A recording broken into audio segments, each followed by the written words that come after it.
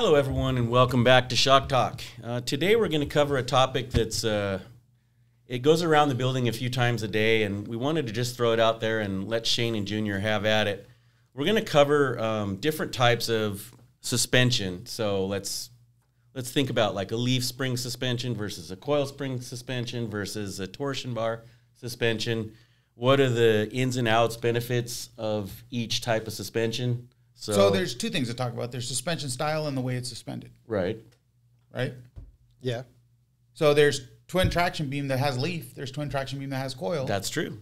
There's torsion bar. There's mono beam. There's a couple different ways to spring or to run a torsion bar suspension as well too. So there's different ways that you can run it on what arm you pivot it on, but like VW versus Nissan, or yeah. So what are your thoughts? I mean, pick one and talk about it. Leaf spring. Great. Great for what? What is it best at? Carrying a load, I think, right? But you can make them real twisty too. Yes, you can. Yeah. So would a leaf spring suspension be good for a rock buggy? 100%. Yes. Yeah. Yep. I wouldn't say a rock buggy, but I would say a good rock crawler you can build. I mean, if you historically look at and have been wheeling and hill climbs and stuff, you'll notice that most of vehicles that roll over backwards are either coil over or coil sprung. Yep. Right. 100%. Because there's no leaf swing shackle. Especially a TJ. Yeah. Leaf springs don't, and especially a TJ, short wheelbase TJ. Yeah, exactly. Not an LJ. Not an LJ. No, LJs are the mecca. Nothing bad happens to LJs. Yeah. They only overheat. Yeah. That's it. So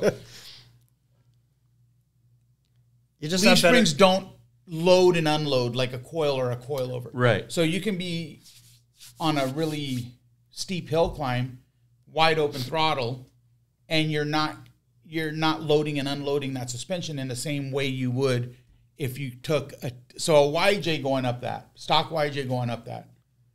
I got my money on the YJ. So I'm not understanding. So are we talking about, is the axle geometry changing more with coil No, springs? you just load and unload. The two spring styles load and unload differently. Right. Whereas a coil spring, they unload. And as you're trying to get traction, right? They unload and they load. They articulate better, Right. but they load and unload. So you're going up a hill in a TJ, 94-inch wheelbase, and you're wide open throttle, and you go right over. Okay. You bump it, and you go too far into So your travel. the leaf spring has a better ability to control the load on a climb like that. And Yeah, Shane so said it you also look at all carries way better. the 3/4 ton rigs that are out in Moab wheeling. They're all mostly on leaf springs. Right. Like the K5 Blazers, the 3/4 ton Suburbans, and all these. I mean, the leaf springs just work well as long as they're real flexy. You could twist them up. I mean, I've seen leaf springs twisted so much that they come apart. You know what I mean? And you got a good pivot shackle on there. Leaf springs take you. But this is only going to work with. They're not as cool. They're not. It's only going to work with a solid axle. You saw the video of my Bronco going down the drop-off over the weekend. That's very flexy. That's TTB with leaf springs, right? Well, the back's still coil leaf springs. sprung, twin traction, Right. and leaf rear, and that thing flexes really, really well. But the leaf springs are they're stiffer, right? They're more supportive. Right. I think that's why they're in the back of a pickup truck most of the time. Yep. Because it's very common. I mean, for not those that of it's you common, that don't, it's just like a coil spring is just naturally softer. So right. like the carrying capacity of like a 3/4 ton truck. We talked about the Ram 2500, the Anomaly. It's got this coil spring. Right. You go to the 3500, it's got the leaf spring. But the coil spring is like barely good for anything, really. It's almost like a half-ton truck. Right. So load carrying is a big benefit of leaf springs. And for those of you that... And quite honestly, reliability. Yeah. For those of you that don't know, perhaps, what a leaf spring is, it's simply a stack of spring plates, and we can vary the spring rate by adding or subtracting leaves to or that in the style of which they are stacked. Right. And who doesn't want a sprung over YJ at Moab? Tell me how many ducks you can stack on a coil. Wait. How many ducks can you stack on a coil spring? Just one. 0. Yeah. How many ducks can you stack on a sprung over YJ? on the spring. Just a million. At least like 20. Yeah, yeah. I rest my case. Yeah. Well, what else? Shackle reversal also. Shackle You forgot about that. Yep. Shackle reverse. So there's lots of options with leaf springs, and it's a fairly. But you also got to know what you're doing. Leaf springs are harder to dial in. They're harder to manipulate, right? Right. So, like if you do a shackle reverse, everyone thinks, oh, you just you take the pivot shackle and you put it in the rear and you put your stationary shackle in front. No, that's not it. Not that easy. Because when you hit a bump now, your shackle's not pivoting this way, it's pivoting that way. So what happens? Well, you shove your drive shaft right through the transfer case. Right. So you got to shorten the drive line. There's a lot of work there to be done to get it right, And what else do you have to do when you put a spring on top of the axle? You have to re-weld all the spring plates. Well, yeah, Shock mounts too. and that's how you get your caster is welding in the perch. That's where your castering goes. Also, so proper pinion welding. angle. Yeah. And more importantly, you have to have a high steer knuckle to get the steering now over the axle. the leaf springs. Yeah. Right? So it's work, but once you get it there, I think high steer knuckle, man. Yeah, this So guy's you got a lot of work. So I think you can use a 99. We're talking about you can use a 99 to 02 Grand or to 04 Grand Cherokee knuckle too. So Garrett, were you interested in a YJ coming back from Moab? LJ. But it was too expensive, so you're thinking of YJ. So now we're on the topic. Yeah, so you get like a 94, 95 high output, which are great. They're lightweight too. Yeah, they're a lot lighter. But you'll have to do some mod. I think they came. All of them came with that year. Came with the NP 231, so you can do like a Terra Low kit and a slip yoke kit. The tranny's okay. It's like an AX15 if it's a manual, so that's a pretty good transmission. So you can basically get a YJ. Put minimal money into it, and I promise you, if built right, you will wheel with every $200,000 JL and JT build out there. Yeah. And then there's some tricky stuff with the shackles you can do with the boomerangs and revolvers. We talked about revolver shackles. We talked about a couple significant vehicles where you change the shackle. One of them is the YJ with the shackle reversal. So shackle reverse front and a revolver in the rear? Well, the revolver makes it really. Revolver is crazy. Yeah. Now should we even talk about that? It's a bit unstable. But I mean, it'll twist that axle up underneath. I mean, it does great things. But you just don't like anything though, right? You get things to where they're no longer friendly to drive on the road. You modify it enough, and you probably shouldn't drive it on the road. And that goes for everything. Like your Bronco doesn't do really well on road. I mean, I hear that thing all the time when you're turning corners. How the toe changes so much. It's Well, I'll tell you what didn't go well with my Bronco, and they did this a lot with the Toyota crowd when I first built it. We put Heim joints in the eyelets instead of bushings. Oh yeah, and like the radius arms, or no, in the leaf springs. Oh, so and there was a thing that Toyotas were doing, because Toyotas are also awesome wheelers, leaf springs front and rear, the pickup trucks, right? Didn't they put like the Johnny joints in the leaf spring in the eyelet? Yeah. So I had done that to the back of my Bronco, and it was so hard to drive. It was ridiculous. Yeah. So you didn't get them anyway. So basically, it would just roll over. Yeah. And at like straight line, you didn't have any stiction. Yeah. So it would just be butter over all the washboard and trying to turn on the road. Try to turn with in a revolver locker shackle, dude. Yeah, that's what I was gonna say, because you can do some crazy stuff with. Because so there's a couple things I do with YJs, and the first thing I do is pull track bars off and I throw them away. Why do you need a track bar on a leaf sprung vehicle? I don't know. Why? To center the axle when you're driving. But your spring perches are welded to the axle, and then your springs are U-bolted to it. Won't it self-center itself? Not necessarily. In fact, it will. In fact, keeping a track bar on a lifted leaf sprung vehicle is going to pull it off. Pull your track off. If it's not adjustable. Well, they made those track bars that you would like turn a screw and it would like flex. Yeah, throw them away. If you have a leaf sprung vehicle, throw your track bars away. Right, just get rid of it. Yeah. Yeah, why did they do that on a YJ? I have no idea. Yeah. So you free up the suspension by getting rid of the track bar. Then what? You don't need a sway bar on them. Yeah. And then let's explain the revolver shackle. Do they still make those? I think so. I think they made them illegal. It's basically so it looks like two forks. One bolts to the leaf pack. One bolts to the chassis. Right, and it's a turning mechanism right in the middle. So it's revolving. It's a revolving shackle. Well, the shackle actually releases from its, so at ride height it's seated in place. Well, it's pushed back a hair, right? Yeah. But it's you're driving down the road, it's kind of tucked in place, right?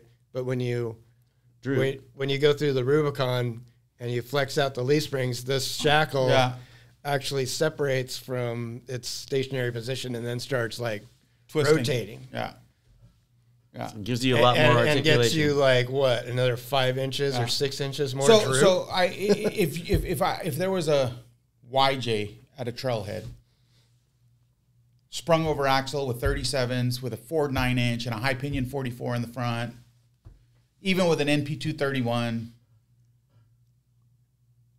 and it was built right, like it had a nice, real thin leaf pack on top of the axles, and if I was going to bet on a double throwdown kit on a JT, back to the double throwdown, a double throwdown kit on a JT versus this leaf sprung vehicle with 5125s on it, I'm going with the YJ. Well, the first pictures I ever saw of the Hammer trails with some of the old famous guys, they had the flat fenders with the leaf springs, and they were just getting it through there. Yeah, and here's the thing. You break a leaf spring, they're pennies on the dollar. Go to a junkyard, get yourself a 63-inch Chevy spring, build it, don't build it, throw it in there. The longer the spring, the more drop you're going to have, right? The more pushback on that shackle you have, the more fallout, the more droop you're going to have. Yeah. Just that easy, man. Let's get into like the pre-runners in leaf springs. So like Ford Ranger was a very popular pre-runner. Made Deaver famous. But they had, leaf springs, shout out, Jeff, Scott. Can't go wrong with a Deaver. That's it. Been using them for years, man. Yep. They're freaking awesome. And those guys are awesome. They still build them the old school way. Yeah. But with a Toyota pre-runner or a Ranger, so the Ranger had a shackle that was facing downward, and then we reversed the shackle, and then they made a leaf spring that was effectively longer, right? Right. And then part of the reason why you got 18 inches of wheel travel is that shackle would almost at invert itself. Yeah. some point like go downward, Right. And kind of like the revolver shackle in a way. Yeah. And you can get kind of dicey on those too, because if you didn't have a strap, that shackle would invert on itself. Yeah, you have to strap it. Yeah. But like a Ford Ranger, you can get 18, 19 inches of wheel travel without going through the bed. with a leaf spring. Yep. So leaf spring's very versatile. It can be used for serious off-roading and really good for towing. To me, if I'm building a trail rig for Moab, I'm getting a Ranger, and because I'm going to be on a budget. I would build a Ranger. You know what? Do a solid axle swap in the front. You know it was brought I out have there. my 18 inches of wheel travel on a Deaver leaf pack and just flexing like hell. What was brought out there this weekend? A fully built F100. So leaf spring rear. Can't remember what suspension he had up front, whether he had twin traction beam or whether it was leaf spring up front. Whose was it? Ryan Canelli's. Yeah, I think he's. I think that's solid axle. Solid axle front and rear. But I think it's coil front. Coil front, yeah. Coil front, leaf rear. Yeah, but very capable truck for sure. Yeah. Yeah, it's a very nice truck. Similar to the Ranger, but not twin traction beam. Now you're talking about coil springs. But Rangers also had, in 97 they stopped twin traction beam and went to an A-arm style. So right. Either one of those, even an A-arm style truck with leaf sprung rear, was a It's funny that Shane brought up the truck with all the Jeeps that are so popular in Moab, but the truck becomes the more capable vehicle at some point, right? It's just it's just there's downfalls of all suspensions. right. Think about a Jeep is they're expensive. Oh yeah, like even like a YJ budget. Yeah. Society made them expensive. Yeah, though. exactly. A TJ is like at least $10,000. Society made them expensive. To build and it, LJ is $20,000. So, like, you know, they were 23,000 new. I know. A Rubicon LJ in 2004 was like $23,000 new. So, like, when I was younger, I can't afford that. I'm gonna have to. I have to think about other ways to go. Yeah. With. So, like your Toyota solid axles. Not just when you was young. Today, the same. I can't afford that. So. It's our society that's making these cars insanely valuable. It's not the car. The car is no more value than it was when it was purchased. Yeah, same materials. It's how desirable they are to someone that will spend the money. That's true. So what about coil springs? Let's They're great. tackle that and the complexity. They're great of as long as you know actually- their limitations. So coil springs can happen two different ways. They can happen as a coil over, or they can happen as a coil as part of a suspension system. So maybe we should address it both ways, because at EJS we had a lot of customers that wanted to convert their vehicles to coilovers, Which and is way blown out of proportion. but they just weren't aware of the process involved. So you now take the coil spring out of its pockets or buckets, and you're replacing it with a coil carrier, which also needs a separate shock to do the dampening work as well. So No. You could do both with one, but most people do the double throwdown system. Yeah. So benefits. Again, this is my challenge. A good coil spring, 8100 bypass on Or a smooth JL. body. On a JL. 8100 smooth body too, yeah. Far more tunable, and will do everything. So you're not making it a coilover. No. Okay. Good coil. Let's say a Synergy dual rate spring with a 8100 bypass. Done. 2.5 inches of lift. 3.5 inches of lift. Is this a cancel Christmas moment? This It is a cancel Christmas moment. Listen. You're not hearing me out. Up against a coilover bypass, coilover rear, both JTs. My money's on the Synergy spring with a bolt-in bypass. People would don't actually understand be the that the benefit of going amount to of the money coilover? that it costs to Yeah. coil over and bypass To do it right? Yeah, We've talked about this before. Big shocks on crawlers. I'm trying to figure out what the benefit of the coilover I'll tell you is. one difference right away between the two. Right. You drove that JL all the way from San Diego to Moab. Right. Wheeled it, drove it home. Right. The guy with the coilover bypass and the coilover, Trailered it. guarantee that thing was trailered. Yeah, they were. That's for sure. one big, huge difference. So their street manners are horrible. Right away. Right. Not only that, it's just tuning it and dialing in spring rates and gutting the valving out of the coilover and just allowing the bypass to do the damping. It's just there's so much involved. And you end up with if you don't do it right, like a coilover is great, but you got to do it right. But a lot of times the coilovers don't fit, and you end up with a shorter travel coilover than you do if you have a Correct. shock. Right. Correct. Here's my deal. Show me the performance gains. That's what I was just asking. of this much money spent Yeah. compared to the dollar to fun ratio of bypassing a good coil spring brings. Right. Yeah. Because you're $7,000 in shocks. Yep. You're $7-8 in shocks just to, not to mention the bracket, not to mention the fabrication it takes to put that bracket in and then converting the rear to coilover. It's like they do not.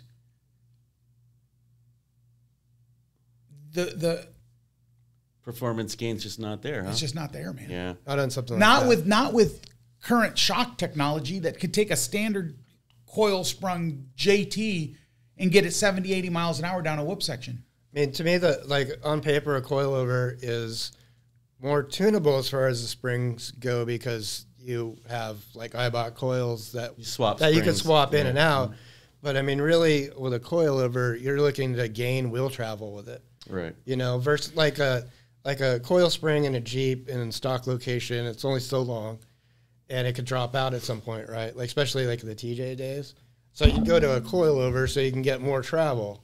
Right. So if you're not getting more travel with your coilover than you could with a regular shock and spring, what's the point? Yeah, then don't go there. But on paper, you know, you can change springs and stuff. Like Even TJ days though, like you put an nth degree kit on a LJ. Nth degree. Yeah, there you Put go. an nth degree kit on an LJ. And do a coilover kit on a LJ, same length, same length links. It's going to go it's going to do the same. There's no benefit. Yeah. There's very little benefit outside of the cool factor. Yeah, true. What it looks like from the wheel well. Here's something I wanted to bring up. So this year at EJS, there was an airbag manufacturer selling airbags on a Jeep for Jeep. Well, I mean, they're too stiff. They don't articulate. I'm just wondering from your guys' In standpoint, order to suspend it correctly, they're too stiff. They problem- can get soft, but what then would be the benefit? They're of going to that? fall over on themselves. Yeah, the problem with the airbag is it just it builds up too much pressure and stops going up, right? And like you said, you can drop. But I think you might be talking about the one that they put a bag on top of a spring, so if you're in a it allows you to add No, additional he's height. talking about it was just that there's no spring and now there's an airbag. Well, I saw both. There's companies making that. I saw both. One was like Junior said, it was a ride height adjustable system. So if a lot of times the obstacle determined, we did them back in the day. You Right. just put a little dual bellow bag on top of the coil spring, so that if you get into a situation where you're lifting tire, you can air that bag up and it'll push the the axle tire down. That's pretty tricky. Yeah, that's Yeah, pretty cool. but there's guys that are doing that. But nonetheless, it's for one, reliability. Now, right. That would be. I mean, my I've issue. had my fair share of reliability issues with anything requires air lines to activate an air compressor. So even with ARBs, it's like, man, if I get a line leak and I'm somewhere and this thing won't lock up, I'm done. We actually had that happen. Right. So anything air actuated makes it really tough on reliability, my opinion. 100%. Right. Okay. So now you run these lines under the very chassis that's going to get rocks spit on it. Or dragging across Right. rocks, or And these Turtling airlines on are rocks. push lock fittings now. There's not, I mean, they're all push lock. right.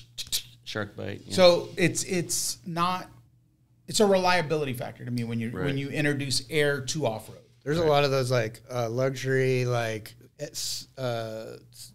CUV, SUVs, like a Mercedes, like they use it as a supplement, I think. No. They have like air springs on it. Yeah, and then yeah. you can you go off road and you can Make it lift taller. it up. Yeah. And they Like just all the Rivian, all Yeah. these new electric vehicles with the Rivian, the That's Cyber trucks. So air all these suspension. companies are making these, they call them air springs, and they're just like ridiculously dumb for off road. Right. Because they just I wouldn't don't go that far because we make most of them. Yeah. I would say so. Yeah, I agree. You don't use that. From the reliability standpoint and serious You know what off-roading. that is? You know Yeah. what that is? Somebody that has too much education and thought about this shit too hard. On paper, sounds f***ing great. Yeah. Sounds great on paper, but it just won't move. Just You- like the you- LR3 was a complete joke. Yeah. You put too much air in there, and the suspension will stop Yeah. moving. And if Right. you don't put enough, the bags fold over on themselves. Right. And they Yeah. can be damaged. So there's one of the that two way, things. yeah. You know what I mean? So do you really have a high range of use in this airbag, or is it just a real low margin area of proper use? It's like, what's the Right. point? Because if of it's this? too much, you got way too much spring rate. Yeah. If it's too low, it folds over on itself. Yeah. So you only have a real narrow window to work with anyhow. Not a good fit for Yeah. really off-roading. How about No. torsion bars? I think the Cybertruck should have concentrated more on that bumper to body gap than they should have on there. Have you seen that thing? No. Like I could fit it looks like a bookshelf. There's so much gap between the front I'm bumper not a big fan of the way and they the look, body but- line. Like you literally, I could put my hand in there and unfasten the bumper, probably by hand. Well, once again, another vehicle that has air suspension that you can't modify. But one of our competitors did build coilovers for it, and it got pretty spicy off road. Oh, well, that's good. Look forward to that when they try to charge up their battery out in the middle of nowhere. Right. That's the next episode. Yeah. Is wheeling an electric vehicle. Yeah. Take along your gas-powered generator. to Driving a charge it. toaster. We didn't cover torsion bars, so let's cover that real quick. So Lot of torsion bars, GMs. are, well, my 100 series has torsion bars. So it's just the different way the spring rotates, right? So leaf springs, they load up and unload. So the key for a straight line, a decent ride on a leaf spring is being able to flatten them out on compression, Right. and the slow unload of them on the rebound. Right. Coil spring, obviously the same thing, Yeah, right? compression, So rebound. you have to have the right rate, compress, unload slowly. Well, the damper is what's going to control the speed of the compression and the slowness of the rebound. Right. Or both.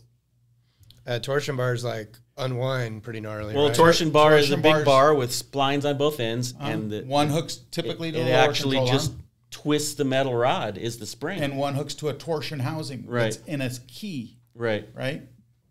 And the way when this arm moves, it twists. Mm-hmm. So when your arm is flexing or hitting, obstacles in the road, it twists. Right. The So bar. the back housing is held in place, And but that it's one moves. twisting the You bar. said it was on the 100 series. It must be a pretty capable suspension system. Oh yeah, there's nothing wrong with them. Packaging is really, really cool. It's like a Yeah. straight bar. Yeah, and it just tucks along the frame rail. Yeah, I mean, on that the side, problem is to lift them, you have to increase tension on the torsion bar, which makes and the ride ride gets really, really bad. Yeah, angry. Yeah. Like you said, the GM 2500 HD. Yeah. I mean, there's only so much tolerance, especially after 2011. I mean, the 99 to 2010 was great.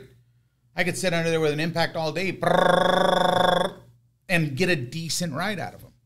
But the 11 and ups just... They did something to the way they configured Well, they the bar. just used a far heavier... Right. Like, I think it's like a 32 millimeter or something. Don't quote me on it. But they used a much larger torsion bar. Right. And it's just very angry. A torsion bar, if you're doing a custom suspension or whatever, it's probably going to be the most difficult To set up. spring to obtain. You It's just don't like, where do you find get people making huge modifications to torsion bar suspensions. Well, And where do you, it's hard to tune a shock. If you look at shock tuning on any torsion bar, it's almost like a 50-50 split valving. Yeah. You know what I mean? Because you the need way the just bar as works. much. Yeah. You need just as much dampening on Yeah. the compression side so that thing doesn't over twist. You know Right. what I Yeah. mean? But Right. puts a ton of load on damping. yeah, Right. Like a damping on a torsion bar. especially car. like a 100 series, which has a pretty crazy motion ratio, uses a short damper. Yeah. Right. So a crazy motion ratio on top of a torsion bar is even harder to. Look, torsion bars are very primitive. They're old. Like I cannot believe that GM still refuses to put a solid axle under a 3/4 and 1 ton truck because that the is torsion. Yeah. Or hey, step up your game, GM, and put a coil over. Put a 3-inch coil over in the front of your. You'll get more fans. Yeah. Yeah, it does Keep seem, it IFS. Keep it IFS if you want does to. seem very primitive. But that they're still on they're still on a center link steering. Yeah. Idler Pitman arm. That steering setup and suspension setup is so primitive. I don't know why people still buy it. Yeah. There's so many, modern, more modifiable options that make sense, but it's still Not out even there. from a modifying standpoint, just from a ride. Here I do know why people buy it because it rides nicer. Independent suspension rides and tows nicer than a solid axle truck. Right. And that's what the car is intended for. So I'm sorry, Jim. I know why you make it. But for people, enthusiasts, automotive enthusiasts would much rather have a live axle under this thing. Right. It's easier for the consumer to modify a live axle than it is Right. IFS on that big of a truck. And that's It's like probably they- what a lot they of work people good look at going when they down the buy the road. truck. Yeah. They work good go down the road. And they do have their benefits. Like you're never going to get a death wobble in a 3/4 ton or 1 ton GM. No. You will in a Ford and a Dodge. Yeah. True. There's going to be a time Exactly. when your Ford and your Ram What was it? Cancel Christmas? 2500 Yeah. will death wobble. I don't care what year it is. You keep that truck long enough and it will wobble. Well, it was a short episode, but we covered the spring thing pretty good. Any final thoughts? No, if there's, if people want us to elaborate on any specific style, just drop us a comment. Give us their comments. Let us know how Or we're if doing. you guys disagreed, which I'm sure there's a ton of yeah. disagreeers and We agreeers. always love so the disagreement. I hope we gave out some good info on revolver shackles and yeah. putting Johnny joints and leaf springs. All the things you shouldn't do. Like that old race Nissan. Remember they used a rear GM shackle to mount the spindle to the control arm? We might need to do a whole episode just on we leaf might have to springs. review that. Dear. Well, thanks again for joining us on Shock Talk. Again, post your comments in the comments section and let us know what you think, and we'll see you next time.